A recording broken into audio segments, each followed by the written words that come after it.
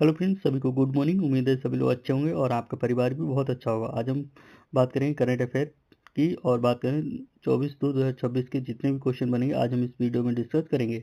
तो अगर आप हमारे चैनल पीएसपी परीक्षा वाणी पर नए हैं तो प्लीज़ इसको सब्सक्राइब और शेयर करना ना भूलिए, क्योंकि आपको इस पर फ्री ऑफ कॉस्ट करंट के क्वेश्चन रोज डेली मिलते रहेंगे। चलिए हम अब चलते हैं क्वेश्चन की दुनिया में, ज़्यादा देर ना करते हुए।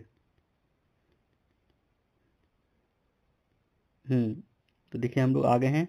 चलिए हम बात कर लेते हैं फर्स्ट क्वेश्चन की कि हाल ही में भारतीय खेल प्राधिकरण ने किसे राष्ट्रीय बैडमिंटन अकादमी का नया मुख्य कोच नियुक्त किया है। तो बात कर लेते हैं कि गोपीचंद को नया राष्ट्रीय बैडमिंटन का कोच नियुक्त किया गया है। बात कर लेते हैं कुछ और।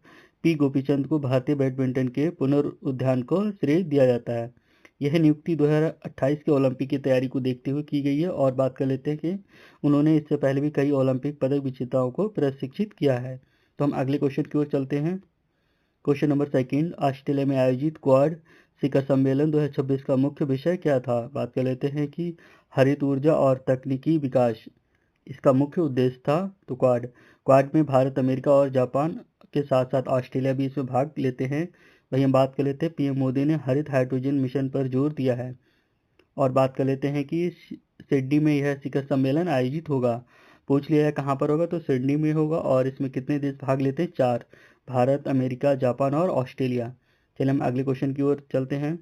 क्वेश्चन नंबर थर्ड, राष्ट्रीय हरित अधिकरण ने किस नदी को रिकॉर्ड में नाला से नदी के रूप में बहाल करने का निर्देश दिया है। तो बात कर लेते हैं कि सुआब नदी को, जो कि पहले नाला था, अब उसको नदी के रूप में परिवर्तित किया जाएगा। बात कर लेते हैं उत्तर प्रदेश की राप्ती नदी की एक प्रमुख सहायक नदी है और राजस्व रिकॉर्ड और गजट में इसे गलत तरीके से नाला दर्ज कर दिया गया था। और बात कर लेते हैं एनजीटी ने उत्तर प्रदेश सरकार को रिकॉर्ड सुधारने और नदी का पुनरुद्धार करने को कहा है। सुआब नदी का उद्गम नेपाल के तराई क्षेत्रों से होता है। तो बहुत ज़्यादा इंपॉर्टेंट है, कहाँ से होता है कि नेपाल के क्षेत्र से होता है, क्योंकि ये बहुत जल्दी अपडेट हुई है। और हम बात करते हैं अगले क्वेश्चन की ओर। क्वेश्चन नंबर फोर्थ, फरवरी 2026 में नीति आयोग का नया मुख्य कार्यकारी अधिकारी किसे नियुक्त किया गया है। तो बात कर लेते हैं बीवीआर सुवर्णम को नियुक्त किया गया है। दोबारा से इनकी ही नियुक्ति कर दी गई है। बात कर लेते हैं सीईओ के रूप में वे कई राज्यों के बीच सहकारी संघवाद को बढ़ावा देने पर ध्यान देंगे। नीति आयोग इसकी स्थापना 1 जनवरी 2015 को योजना आयोग के स्थान पर की गई थी। इसके अध्यक्ष होते हैं भारत के प्रधानमंत्री, जो वर्तमान में नरेंद्र मोदी। इसकी स्थापना 1 जनवरी 2015 को की गई थी। तो हम अगले क्वेश्चन की ओर चलते हैं। क्वेश्चन नंबर 5, 2026 के एशियाई खेल का आयोजन कहाँ पर किया जाएगा। तो बात कर लेते हैं कि जापान के नगोया शहर में इसका आयोजन किया जाएगा। बात कर लेते हैं यह एशियाई खेलों का 20वां संस्करण होगा और जापान तीसरी बार इस खेलों की मेजबानी कर रहा है और ई स्पोर्ट को पूर्ण रूप पदक स्पर्धा के रूप में शामिल किया गया है। तो बहुत ही ज़्यादा इंपॉर्टेंट क्वेश्चन है, इसको स्टार बना लीजिए। भाई हम अगले क्वेश्चन की बात करते हैं कि क्वेश्चन नंबर 6, प्रसिद्ध व्यक्ति फातिमा बीबी मरोड़ उपरांत जिन्हें हाल ही में एक पुरस्कार से सम्मानित किया गया है, वह किस क्षेत्र से संबंधित थी। बात कर लेते हैं कि यह न्यायपालिका से संबंधित थी। तो इसका बी ऑप्शन बिल्कुल सही हो जाएगा। बात कर लेते हैं वह सुप्रीम कोर्ट की पहली महिला न्यायाधीश भी रह चुकी हैं और उन्हें हाल ही में नारी शक्ति सम्मान 2026 दिया गया है और उनका संबंध केरल राज्य से है। तो राज्य पूछे केरल रहेंगे और कौन सा पुरस्कार दिया गया, नारी शक्ति सम्मान 2026 दिया गया। किससे संबंधित थी? न्यायपालिका से संबंधित थी। तो हम अगले क्वेश्चन की ओर चलते हैं। क्वेश्चन नंबर 7, प्रधानमंत्री मोदी ने किस देश में भारत आसियान मैत्री पार्क का उद्घाटन किया है। तो बात कर लेते हैं कि इसका जो करेक्ट ऑप्शन होगा वो जकार्ता बिल्कुल सही ऑप्शन हो जाएगा। दोस्तों जकार्ता जो इंडोनेशिया का ही पार्ट है उसके अंदर का। बात कर लेते हैं कि यह पार्क जकार्ता में स्थित है। यह भारत और आसियान देशों के बीच सांस्कृतिक संबंधों का प्रतीक है। 2026 को भारत आसियान पर्यटन वर्ष के रूप में भी मनाया जा रहा है। बात हम कर लेते हैं अगले क्वेश्चन की। क्वेश्चन नंबर 8, महिला T20 विश्व कप 2026 की मेजबानी कौन सा देश कर रहा है। तो बात कर लेते हैं कि महिला T20 विश्व कप 2026 की मेजबानी इंग्लैंड कर रहा है। बात कर लेते हैं यह टूर्नामेंट जून 2026 में आयोजित किया जाएगा। लॉर्ड्स का मैदान होगा जिसपे ये फाइनल खेला जाएगा। बात कर लेते हैं कि भारतीय टीम की कप्तान होगी हरमनप्रीत कौर। इस टूर्नामेंट में लगभग 12 टीमें हिस्सा लेंगी, जो पिछले संस्करणों की तुलना में विस्तार को दर्शाता है। बात कर लेते हैं कि आईसीसी ने इस टूर्नामेंट के लिए इक्वल प्राइज मनी, समान पुरस्कार राशि की नीति लागू की है, यानी विजेताओं को पुरुषों के बराबर ही धनराशि प्रदान की जाएगी। तो हम अगले क्वेश्चन की ओर चलते हैं।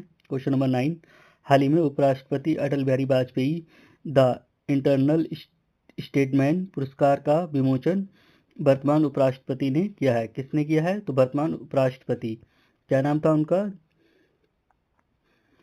सीपी राधाकृष्णन। बात कर लेते हैं कि यह पुस्तक पूर्व पीएम अटल बिहारी वाजपेयी के जीवन और राजनीतिक दर्शन पर आधारित है। इसका विमोचन 21 से लेकर के 24 फरवरी के समारोह के दौरान नई दिल्ली में किया गया है। कहाँ पर किया गया है? नई दिल्ली में किया गया है। किसके बीच किया गया? 21 से 24 फरवरी के बीच। पुस्तक में उनके शांति प्रयासों और पोखरण परीक्षण जैसे साहसी निर्णयों का भी वर्णन इस पुस्तक में किया गया है। बात कर लेते हैं कि सीपी राधाकृष्णन भारत के वर्तमान उपराष्ट्रपति के रूप में कार्यरत हैं। इससे पहले कौन थे? हमें कमेंट में जरूर बताएं। चलिए हम अगले क्वेश्चन की ओर चलते हैं। क्वेश्चन नंबर 10, अंतर्राष्ट्रीय पैरालंपिक समिति ने किस देश के खिलाड़ियों पर से 2026 शीतकालीन पैरालंपिक के लिए प्रतिबंध हटा दिया है? तो बात कर लेते हैं कि रूस के खिलाड़ियों से यह प्रतिबंध अब हट चुका है। बात कर लेते हैं रूस के खिलाड़ी मिलान कार्टिना 2026 में भाग ले सकेंगे। हालांकि वे तट स्थल मतलब एथलीटों के रूप में खेलेंगे बिना ध्वज के, मतलब अपना झंडा वो नहीं ले जा सकते हैं। यह प्रतिबंध उन पर यूक्रेन युद्ध के समय लगाया गया था।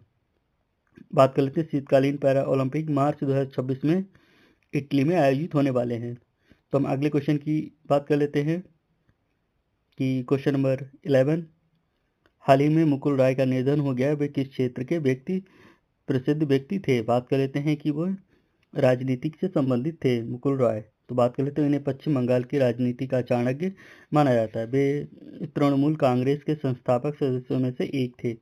23 फरवरी देर रात इनका निधन हो गया है और 24 फरवरी को देश इन्हें श्रद्धांजलि देगा।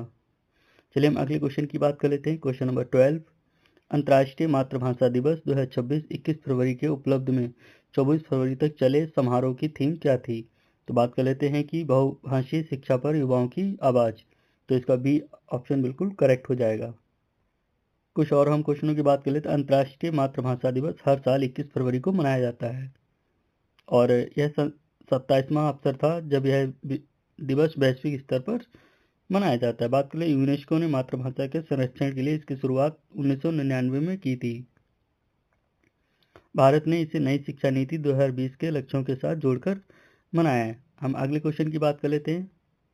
क्वेश्चन नंबर 13, हाल ही में केंद्र सरकार ने बंधुआ श्रम प्रणाली अधिनियम के कितने वर्ष पूर्ण होने पर स्वर्ण जयंती मनाई है? तो बात कर लेते हैं 50 वर्ष होने पर इसकी स्वर्ण जयंती मनाई गई है। तो यह अधिनियम वर्ष 1976 में लागू किया गया था। इसका मुख्य उद्देश्य बंधुआ मजदूरों को समाप्त करना और ऋण से मुक्ति दिलाना था।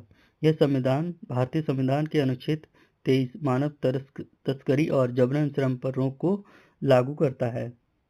किस अनुच्छेद से था? अनुच्छेद 23 से संबंधित था बंधुआ श्रम प्रणाली।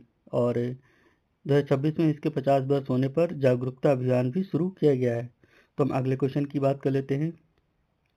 क्वेश्चन नंबर 14, कर्मचारी राज्य बीमा निगम ESIC ने 24 फरवरी 2026 को अपना कौन सा स्थापना दिवस मनाया है? तो बात कर लेते हैं कि इसमें 75वां अपना स्थापना दिवस मना रहे हैं और ESIC की स्थापना 24 फरवरी 1952 को हुई थी।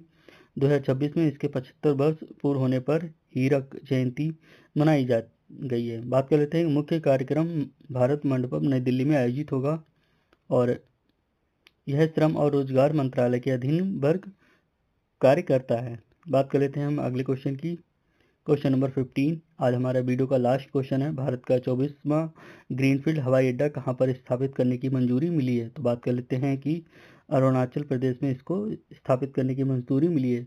बहुत ही ज़्यादा मोस्ट इम्पॉर्टेंट क्वेश्चन है। बात कर लेते हैं यह पूर्वोत्तर भारत में बुनियादी ढांचे को मजबूत करने के लिए एक बड़ा कदम है और ग्रीनफील्ड एयरपोर्ट वे होते हैं जो पूरी तरह से नई और खाली ज़मीन पर बनाए जाते हैं। नई और खाली ज़मीन पर बनाए जाते हैं।